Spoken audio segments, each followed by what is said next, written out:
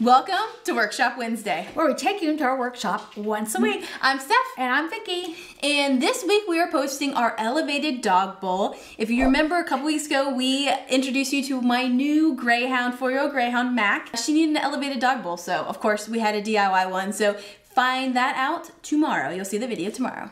And what we're working on is very timely because it's a winter feature. It's a we found these really cool fire light bulbs. They look like they're flickering, and we're making a little faux fireplace feature with those. So stay tuned, that'll probably be in a couple weeks, we'll get that posted. And now, Mom, I hear you have a fast DIY for us? I do have a fast DIY, and what's sitting in front of me is part of the things we're going to be using.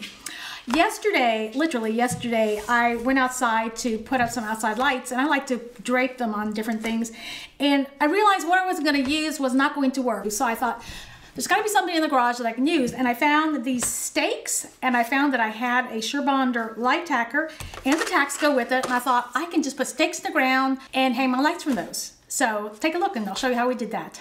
Before heading outside, I spray painted all of my stakes, and I'm using a camouflage matte finish paint, green paint, and I did that because I wanted to sort of blend into the outside. I'm using a Surebonder light tacker, which is made for tacking up wires. You simply center that staple over the wire and staple it into place. I put them into place using a rubber mallet and just space them about 2 feet apart or so. And I'm gonna hot glue a little star to the top just to give it a little bit of pizzazz.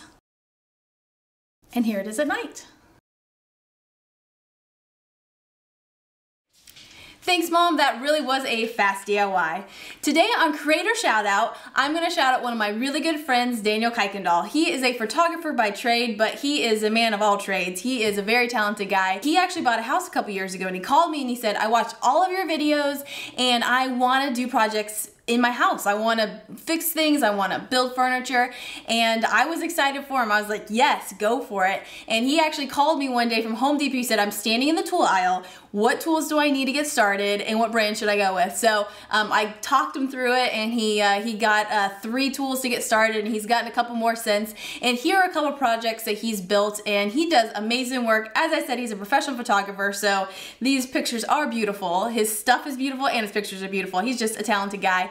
But why I wanted to share about him, beyond being awesome, he was actually in town a week ago, and we went to go walk Mac in the woods, and while we were there, Mac actually ran for the first time, and it was a sight to see. And he happened to have his camera, of course, and he actually took some great video, and I wanted to share with you a quick little video that he made called See Mac Run.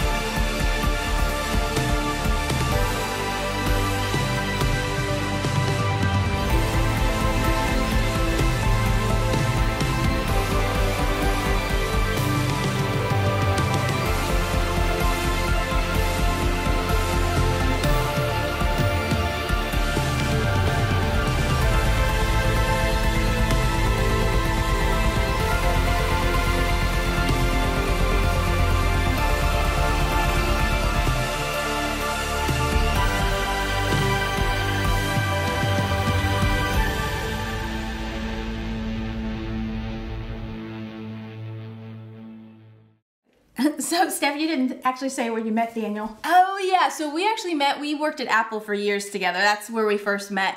And if you wonder why I named my dog Mac, well, you know, Apple, Mac. Yeah. So, you know, it's cheesy, but it's okay.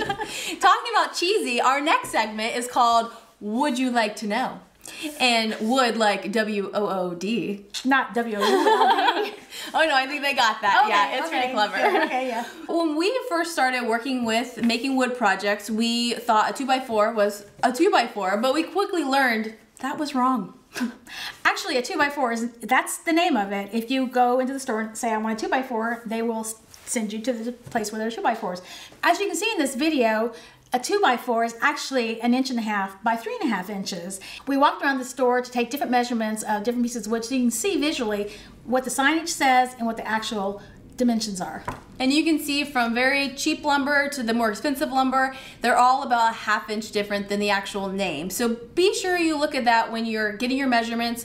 We always bring a tape measure to Home Depot just to double check everything anyways. It's a good idea just to make sure you have the correct measurements. But interesting fact, if you get a 4x8 sheet of something, guess what? It's 4 feet by 8 feet. So, and when you're buying a sheet like that, you need to factor in, can you get it in your car?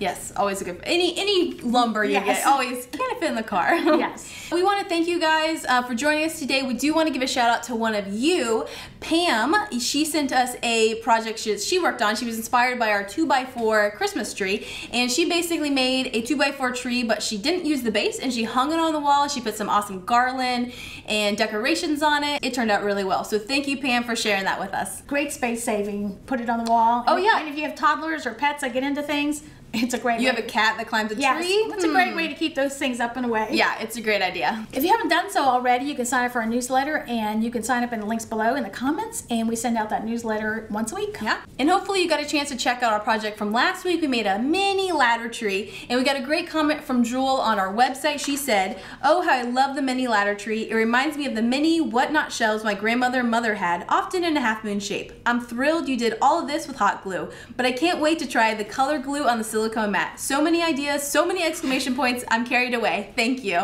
So we love when our project inspire creativity and memories. Thank you so much for sharing that with us. Be sure to visit our Facebook page on Monday because we usually ask a question so we can get some insight into what you want to see on Workshop Wednesdays.